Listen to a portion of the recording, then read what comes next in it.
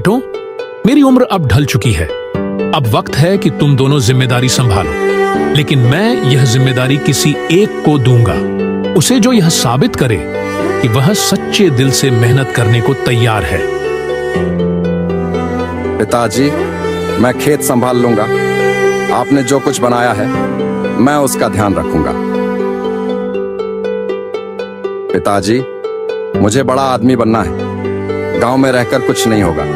मैं शहर जाऊंगा, खूब पैसा कमाऊंगा और आपको गर्व महसूस कराऊंगा।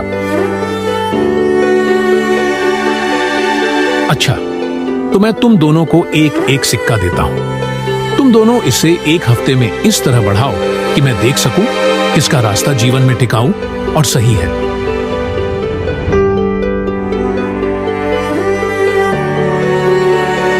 एक हफ्ते बाद दोनों बेटे पिताजी के पास आते हैं।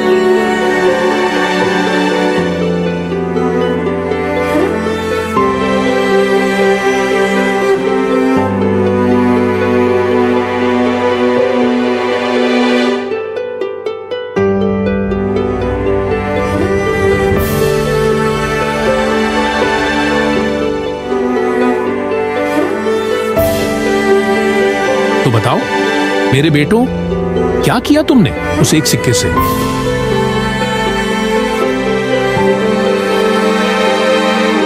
पिताजी, मैंने उस सिक्के से तेल खरीदा और गांव के मंदिर में दीप जलाने लगा। लोगों को अच्छा लगा, उन्होंने 2-4 सिक्के दिए। फिर मैं मिठाई की दुकान पर काम करने लगा। अब मैंने कुल 10 सिक्के कमा लिया।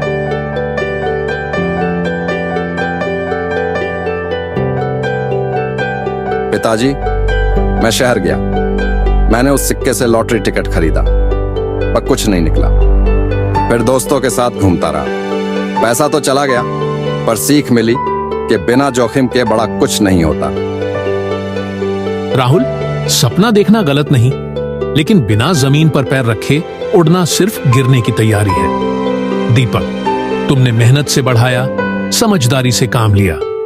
जिम्मेदारी का अर्थ केवल पैसा कमाना नहीं, बल्कि भरोसे को निभाना है। भैया, मैं समझ गया कि पिताजी की परीक्षा असल में जीवन की परीक्षा थी। मैं फिर से कोशिश करूंगा, लेकिन इस बार सच्चाई के रास्ते पर। चलो अच्छा है, अब मिलकर आगे बढ़ेंगे, साथ काम करेंगे, खेत भी संभालेंगे और सपनों को भी उड़ान देंगे।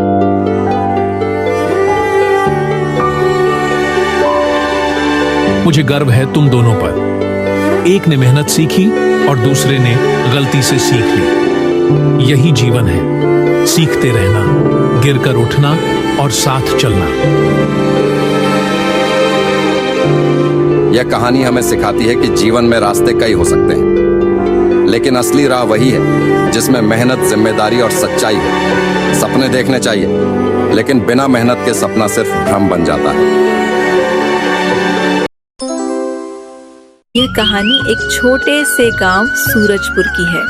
यह गांव अपने हरियाली, मिट्टी के घरों और सरल जीवन शैली के लिए जाना जाता था। इस गांव में अलग अलग किरदार अपने अपने सपनों और संघर्षों के साथ जीवन जी रहे थे।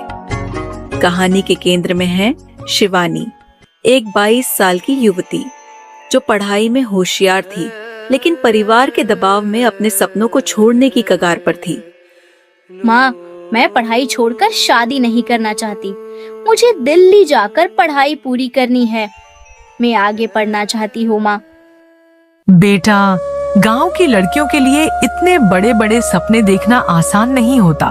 तुम्हारे पापा राजी नहीं होंगे। लेकिन माँ, मैंने स्कूल में टॉप किया है। मास्टर जी भी कहते हैं कि मुझे आगे बढ़ना चाहिए। तभी वहाँ शिवानी के पिता रामदास आ जाते हैं। रामदास एक कठोर स्वभाव के व्यक्ति थे।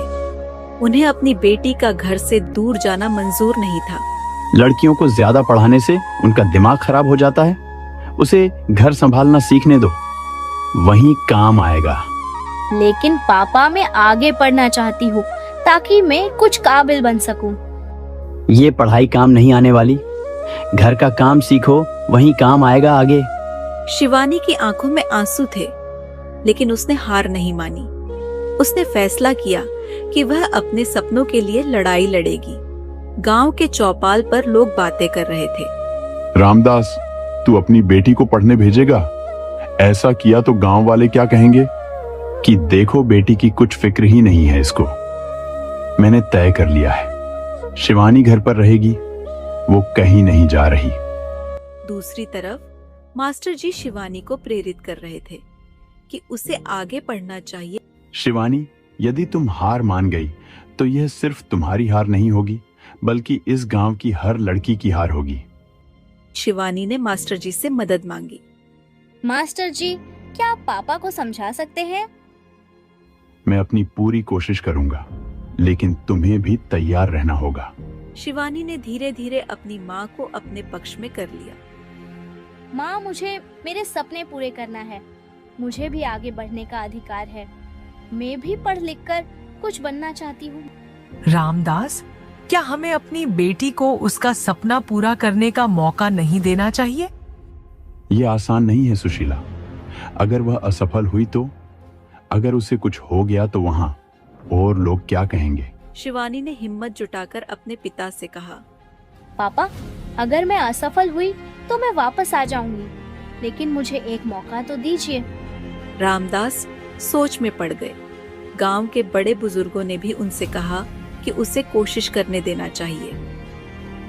देखो बेटा, शिवानी को एक मौका देना चाहिए। अगर कुछ सही नहीं हुआ तो वापस आ जाएगी। ये सुनकर रामदास भी मान गए और आखिरकार शिवानी को दिल्ली जाने की इजाजत मिल गई। वह पहली बार अपने गांव से बाहर निकली थी। दिल्ली के कॉलेज का पहला दिन, क्लासरूम में। आप में से कौन कौन ग्रामीण क्षेत्र से आया है? मैं सूरजपुर गांव से हूँ। सभी उसे देखने लगे। उसे अपने आप को साबित करना था। वहाँ की पढ़ाई, बड़े शहर का वातावरण और प्रतिस्पर्धा उसे चुनौती दे रहे थे, लेकिन उसने मेहनत की और कॉलेज टॉप किया। शिवानी ने अपनी पढ़ाई पूरी की और गांव वापस लौटी। वह अब एक शिक्षिका बन चुकी थी। गांव में एक नई पहल की शुरुआत हुई। शिवानी ने लड़कियों को पढ़ाने के लिए एक स्कूल खोला। शिवानी, मुझे तुम पर गर्व है। मैं गलत था। शिवानी, तुमने जो किया वह इस गांव की हर बेटी के लिए मिसाल बनेगा। हाँ मास्टर जी, आपका भी बहुत बहुत धन्यवाद। आपने मेरी बहुत मदद की है। अभी मैं जो भी हूँ वो सिर्फ आपकी वजह से हूँ। नहीं बेटा, ये तो तुम्हारी मेहनत है। मैंने तो सिर्फ दिशा दिखाई थी। शिवानी की कहानी ने गांव की सोच बदल दी। आज सूरजपुर की कई लड़कियां स्कूल जा रही थीं और अपने सपनों को पूरा कर रही थीं। शिवानी ने यह साबित कर दिया कि अगर हिम्मत हो तो हर चुनौती पार की जा सकती है। कभी कभी सपनों का पीछा करना मुश्किल होता है, लेकिन उनकी चमक पूरी दुनिया बदल सकती।